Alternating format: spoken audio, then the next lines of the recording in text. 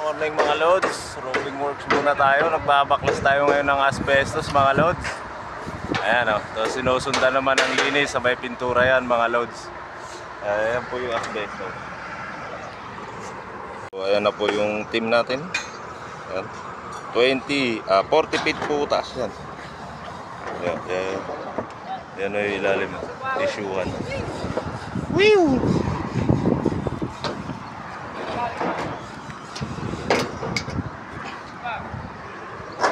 May gamit tayong kahoy para dyan tutulay maglilinis.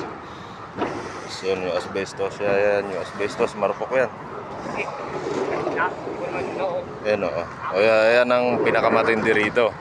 Umaapa kahit walang apakan. Ganyan kakapal yung tatanggalin natin ng mga kalawang mga load. Alikabok. Ayan o.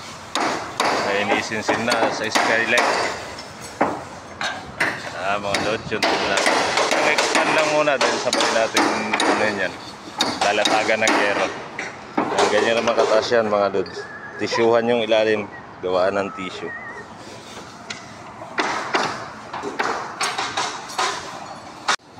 So ayan ang mga lods, no? Kanya-kanyang hawak ng steel brush. Ayan, no? Ayan, yung iba naman sinusundan naman ng pintura yan mga lods. Ito naman wala yan, nagpapaingay lang yan. Ayan, yung kasama namin. Tinatanggal niya yung kalawang na nasa loob ng ano. Pinupok para matanggal. So, tiyaga lang mga lods.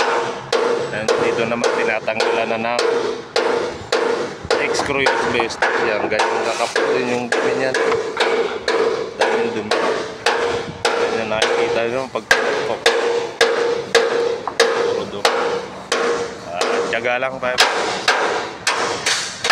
So tapos na kalasan ng asbestos hanggang doon sa isang expand, no? Ayan, sinusundan naman ngayon ng pintura, redoxide. Ayan, sinusundan agad yan. Then pagkatuyo, latag agad naman ng yero yan. Pressure naman ito nyo yung ilalim ng parlina mga lods para matanggal lahat ng dumi. Ayan, no? Grabe. Ayan, oh. Diba? Grabe alikabok. Alikabok lang yan mga lods.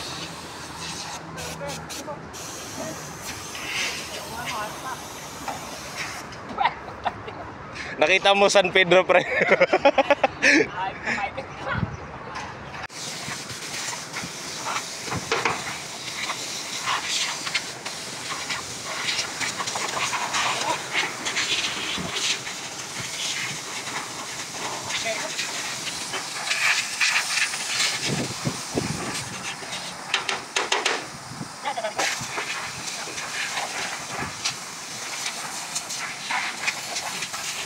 Di ka makaingan yan.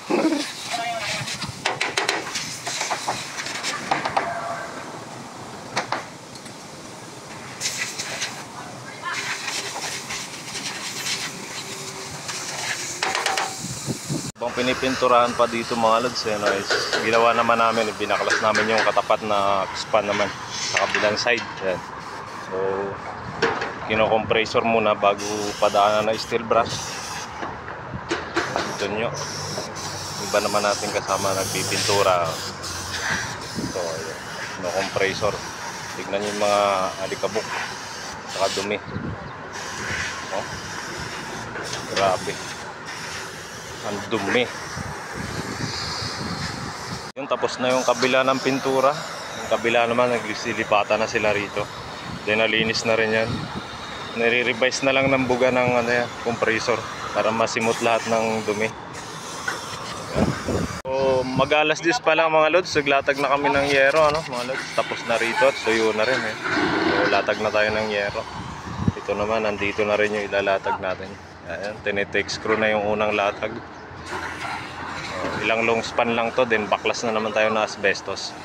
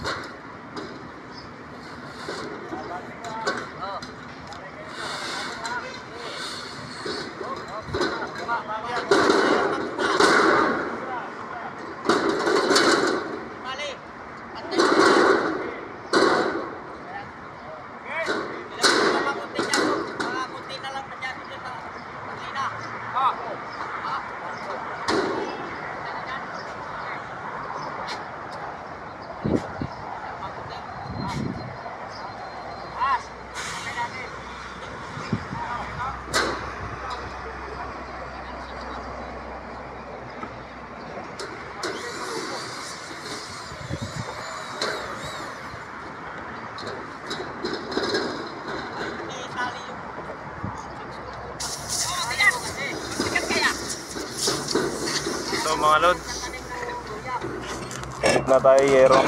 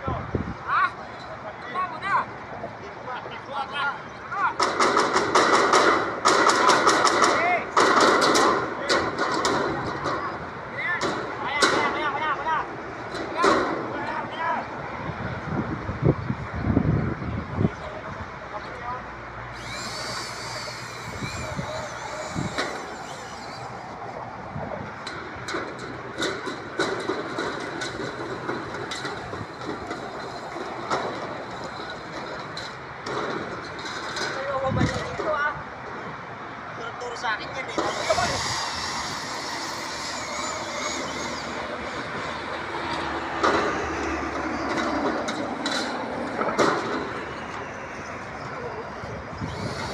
Ano, takpan muna natin isa yan? Pre, takpan muna natin isa.